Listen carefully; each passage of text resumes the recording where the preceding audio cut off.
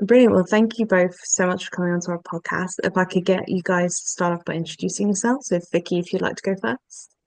Yeah, my name is Vicky. I'm one half of the Vicky and Jo duo of Canine Business Academy, and we support struggling dog trainers predominantly with their businesses. You've It's thrown me brilliant. with And you Jo? going first. It's always the Joe and Vicky show, and now she's stolen it, and that's why she gets it wrong. We're saying dog owners and not I dog know. professionals. We've been doing some dog training this week, so I've got dog owners in my head. Yeah, we've gone That's back fair enough. into grassroots. No, so hi, I'm Joe. I'm the other half of the Joe and Vicky duo. Get the right way around. Of Canine Business Academy, and yeah, like Vicky said, our mission really is to inspire change within the dog industry and allow dog professionals to ultimately have a business that they love, which gives them more time, money, and freedom, and that love of dogs back. Love that. How did you guys come up with the concept of business then? Oh, it's a good one, isn't it? So, Vicky and I have been working in the dog industry now as trainers or behaviorists or whichever title people prefer for collectively 27-ish years now, which feels incredible amount of time.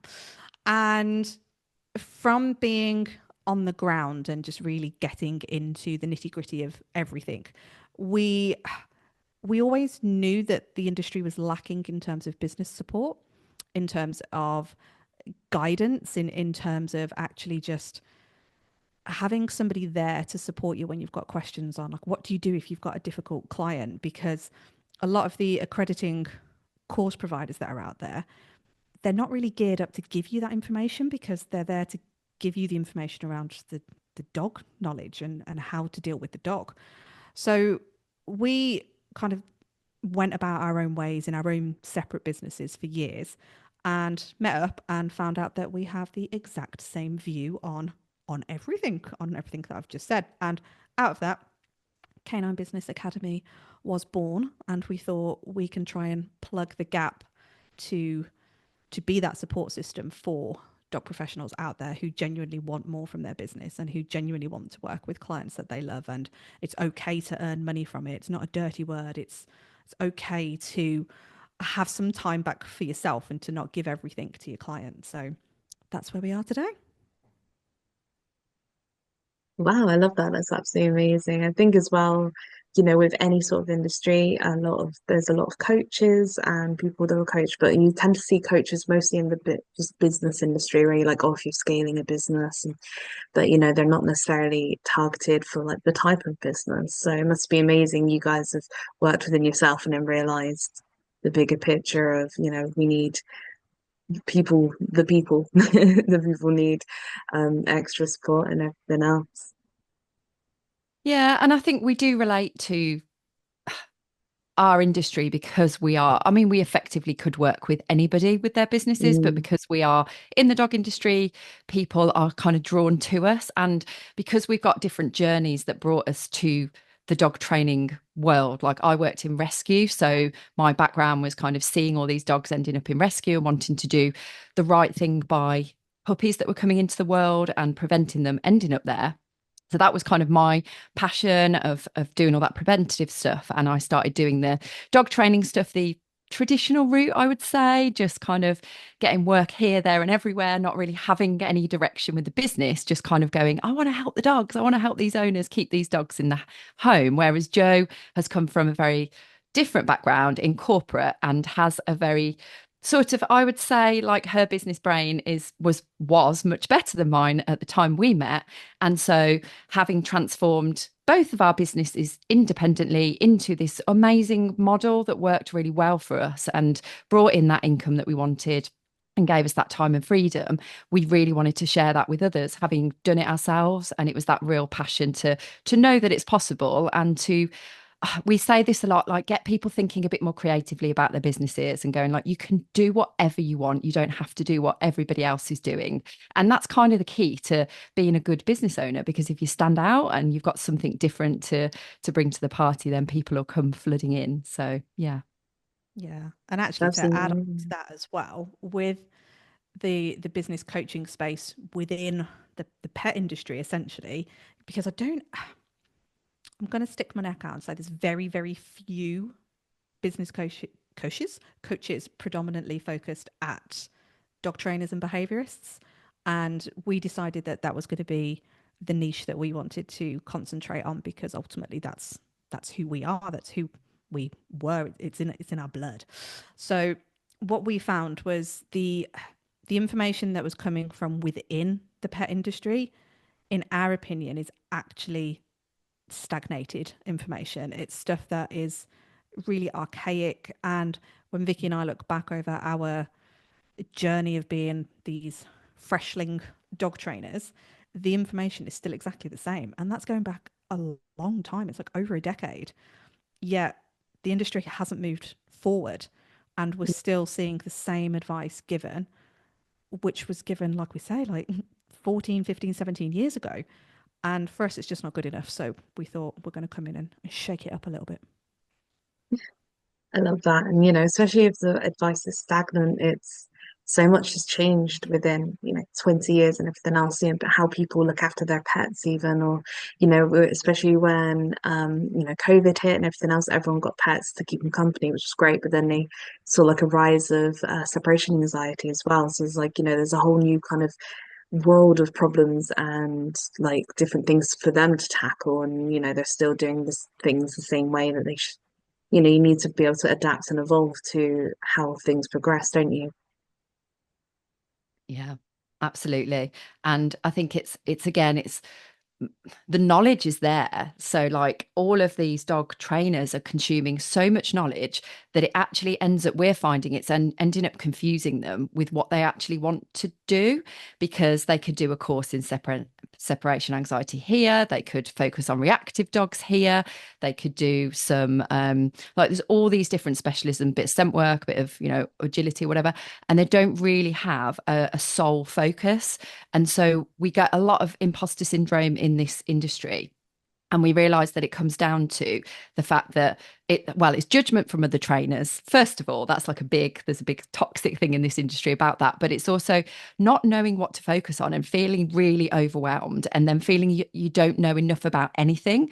And it's this jack of all trades that we talk about quite a lot. And we encourage people to think about the thing they really love and go all in on that. And if you've got the passion for it, and I was actually talking to a dog trainer today who's niched into working with just poodles and poodle owners. And when she started it, she said it was a bit scary because she didn't know whether it was going to work, whether there were enough poodles. And she's attracting all these people from America because she does most of her work online. And she is now the go-to person. If you've got a poodle, like people go to her. And she's grown this amazing follower. She's got 14,000 people in a Facebook group of poodle owners that are all clambering to work with her. And it's just, yeah, if you can get that like passion and you can feel really confident to go all in on it, you can do so many great things with it. That sounds brilliant. So I guess my main question for you guys today is, what are dog professionals missing when it comes to their business? Like, what is the key thing that you see over and over again that people tend to forget about?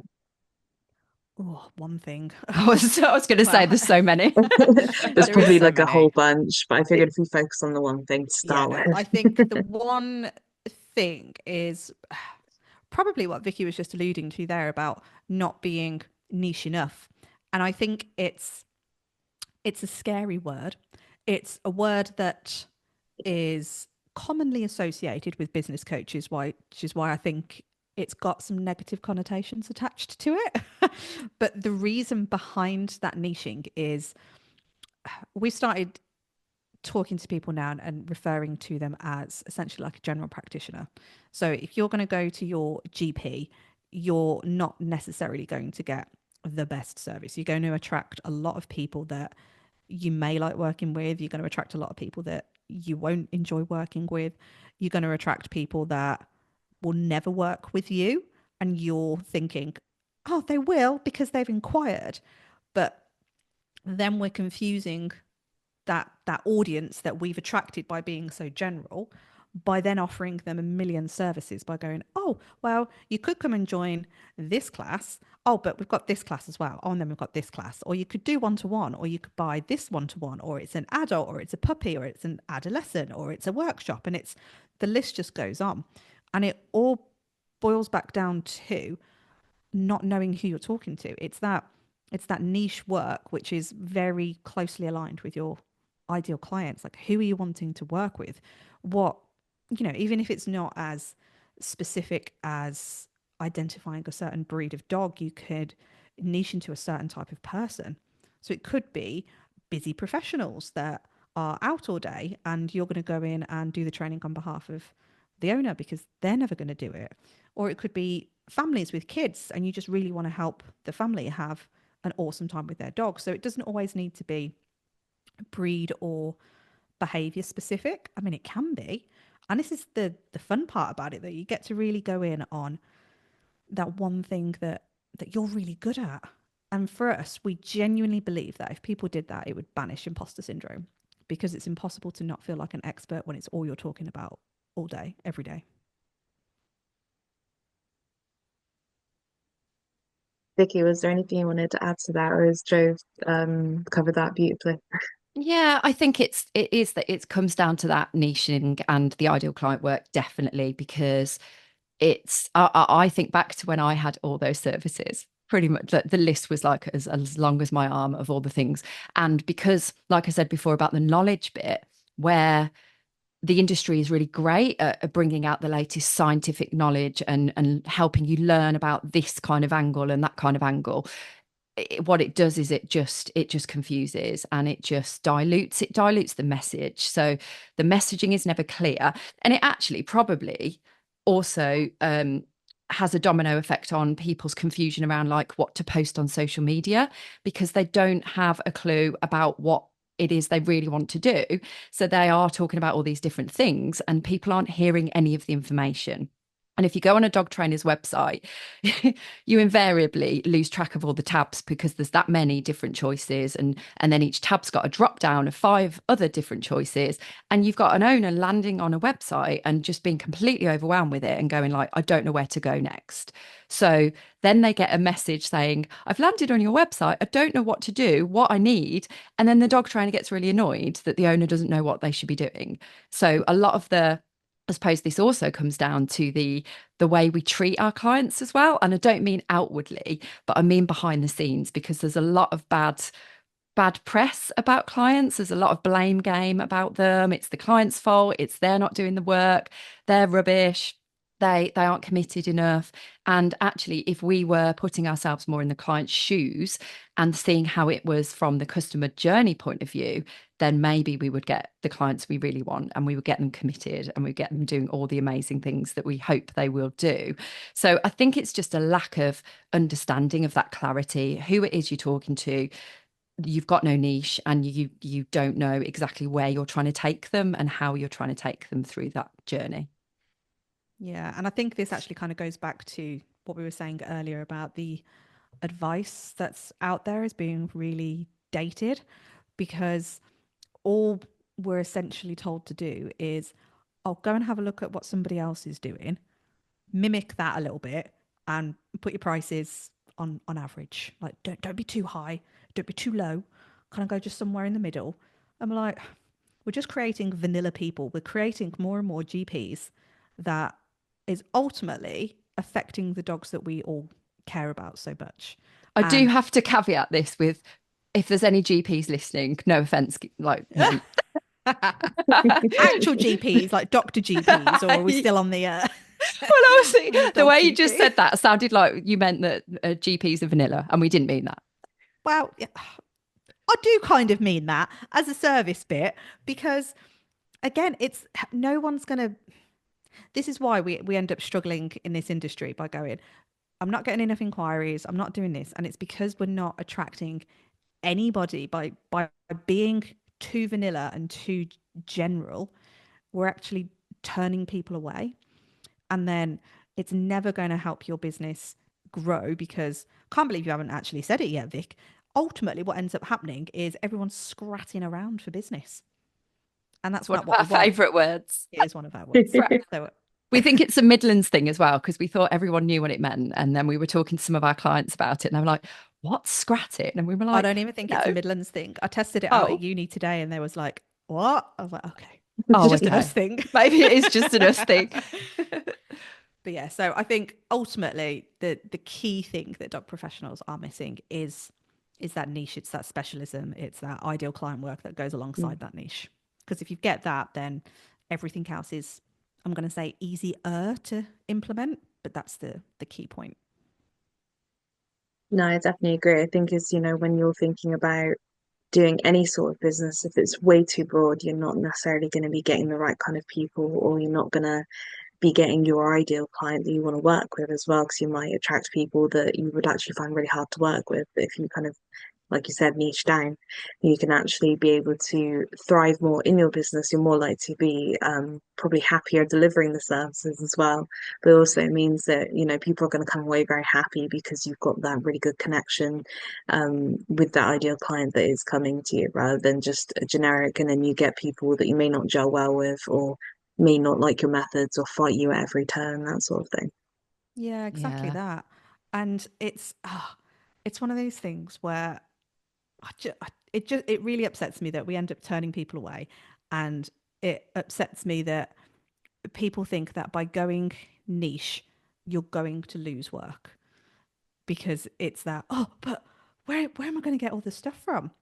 Mm, But it's that again, like with Vicky mentioning about that lady earlier with the poodle example, like it's exploded. It's such a good thing to be known for. And I think something to be really mindful of with niching is that just because you pick a niche, it doesn't mean you're stuck with it for life. You can change it. It will naturally evolve. In fact, Vicky and I were talking earlier about how our niche is already starting to take a tiny little bit of a twist and turn. A And someone's like, micro oh, niche. a micro niche. That's a good way of putting it. Yeah, there's like a Mm. niche within the niche, is what I was going to say. But mm. micro niche is much simpler. It's how you evolve as a business, though, isn't it? It's like, if you change up, or you actually see that there's a new micro niche to pop into, why not? Why not go for it? Yeah, and it's been open to it evolving as well, and also Mm, tracking the data and tracking what's going well and what isn't going well, and tracking what you're like. Even when you've got one passion, there are other little branch passions that will come off. So if those are sort of lighting you up more, so maybe that needs to kind of be the direction that you end up going in. And I think it will, if you listen to the business and you listen to what's happening in the business, you will definitely lead yourself in the right direction, basically. Yeah, people definitely absolutely. don't listen So, to themselves in a business enough. No, they don't. They don't. Actually, one thing I did want to add, if that's okay, to the yeah. bit about what they're missing. We often say this, that dog trainers really lack in, because they don't really know how to run a business, because it's invariably a hobbyist kind of thing that people start on the side. A lot of people just do it alongside another job and then eventually go all in on the dog training, or never go all in. And they don't really have a clue how to run it like a business. And therefore, there are no parameters, there are no set expectations for clients. They're very much like, oh, yeah, we'll do it like this, we'll do it like that, like pay me by cash or pay me by backs, or yeah, we'll book in the sessions whenever is right for you. And actually, what that does is it gets people in a real pickle, because there's no, I mean, people aren't, for one, getting any kind of receipt. They're not getting an official invoice. Then there's nothing that actually seems very like it's running like a proper business. And also, the thing about not having a structure to booking sessions. So if you've got like a program where you've got a 6 month amount of time with somebody for over 6 months or something, and you don't book the sessions in and you leave it to them, what happens when the client gets busy and they forget to book the sessions in and you haven't factored them in, and then all these other people come in and you go, oh no, I now need to fit these people in that I didn't do, or you don't hear from them and you don't know whether they still want to do it or not. And like, we have those conversations all the time because there's no professionalism there. And actually the client is waiting for you to guide them. When you buy into a service, it's your duty as the business owner to lead that person in the way you want them to be led, and feel confident that you're going to see them through. And I really feel with a lot of dog trainers that left to the client, which they're thinking, I see why they do it, because they're going like, oh, we need it to be your choice, we need you to feel comfortable and everything, but actually doing that just leaves them in limbo a lot of the time. I think that's definitely key as well, is a lot of people are quite passive about whatever they get up to. So leaving it up to chance can be a little bit, like you say, you just kind of leave it and all of a sudden, they haven't actually come to you in months, and it's best probably to be proactive, because then at least the training as well, if for example it is a dog trainer, it will be consistent with the pet rather than it being stop and start because you're waiting for them to get back to you. Yeah. Well, thank you so much so far. Have you guys got anything you'd like to add or anything you'd like to plug? I know you've got a book. Oh, hold on, you muted, Jo. There we go. I was muted because I was coughing and I forgot to unmute it. The joys, So the joys. Yeah, so no, we do have a book. We do have a book. I feel like I was going to say it's a spin-off of our podcast, Let's Talk Dog Business. So the book is Let's Talk Dog Business Strategy, because we really want dog professionals out there to not just implement the tactics. And by that, I mean, it's so easy to see all of this stuff on social media and what other people are doing, saying you've got to get your social media bit right, you've got to get Facebook ads going, you've got to get Google ads going, you've got to get your SEO stuff on the website, you've got to like all this stuff, and it's just so overwhelming. And the problem with picking up just the tactics is if it doesn't form part of your overall strategy, then they're never going to work. So the way we kind of refer to it is, imagine putting in an end destination into your sat nav, and the tactics then are how you're going to get there. But for a lot of us, we're just applying the turn left, turn right, don't know where I'm going. We'll just see where we end up. So the book is designed to walk you through the steps on how to create your strategy, essentially, so that you've got a plan that you can then create and, more importantly, implement. Like there's workable sections in that book that people can go away and start doing straight away.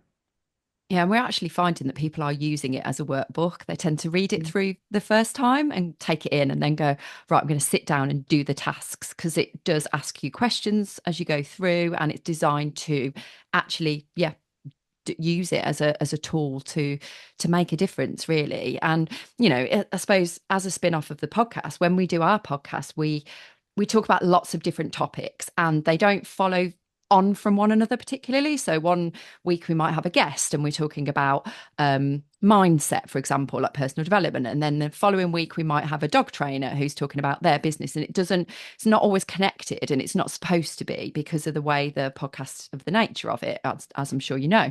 So then with the book, it's kind of putting everything into this logical order. So it's all the stuff we talk about in the podcast, but it's going like, do it like this. You don't have to do it in the order it sets it out in, but it's there for a reason. And it is literally like that roadmap of taking you from one place through to your end destination, wherever that is, as Jo said, and know exactly what you should be spending your time and focus on, because there's so many busy voices out there, and the noise is so big nowadays. Obviously, with this digital age, everything is out there, everything's accessible. You're hearing this one minute, you're hearing that the next. What do you actually need to do? And this book is basically saying, these are the things, if you focus on these and you get them done like this, you will have this amazing business that you absolutely love and want to jump out of bed for. That sounds absolutely amazing. I think as well, it's quite a testament to how much it is. You said, like you said, they go through it once, then go through it again as like a workbook, and like really get into the nitty-gritty of it. And it sounds like it's a really invaluable resource. And I'm not even a dog trainer, and I kind of want to read it. Oh, you're very I love welcome it. to read it. Yeah, no, we're really proud of it. It's I think we're proud of it for the reasons that the feedback we're getting, and that people, like Vicky said, are actually using it, and the fact that they're implementing things and seeing a difference, which is just incredible. So we feel really honored and humbled that people are taking us with them in their pocket, so to speak, and cracking on and doing all this stuff to stop scratching. And hopefully with a I bit love of that phrase. entertainment along the way. We do try and make it light-hearted and Yeah. a bit funny. And we have lots of outtakes of our podcast, and as you can probably imagine, and it's got to be fun though. At the end of the day, like, we are trying to inject that fun back in, because we know how many dog professionals and dog trainers predominantly are really struggling, and they're close to that feeling of jacking it in. Like, I'm the amount of people we speak to a lot of people, we have conversations with so many people in the background, and the amount of times that people are so low, and when you reach out to them and you just listen, they feel so grateful that you've actually taken the time just to care that they're going through. And they're at the point where they can't afford to pay their bills. They are their relationships are, like, loads of breakups we've had, and it's come from the fact that they've got no money, they're working all the hours, they're not they're not fulfilled, they've got these nightmare clients that they don't enjoy working with, and it's affecting their home life to the point where marriages are breaking down and they're being forced out the house and stuff like that. And the more people that we hear about leaving the industry that are brilliant at what they do, we're just like, that is keeping us going with this whole mission of CBA, as we affectionately call Canine Business Academy CBA, is to just stop that and keep people in it and just be, yeah, keep people doing what they're so good at. And it's such a drive for us. Wow, that sounds absolutely amazing. Well, thank you so much for both of you for your time today. And it's been really enlightening hearing kind of more of the business side of working with pets. Yeah, I hope people have found it useful. It's something that we obviously love. We jump out of bed for it every single day. So yeah, if we've helped you feel inspired to go and work on your business, then it can be fun. Then mission accomplished, I'd say. Yeah. Thank you.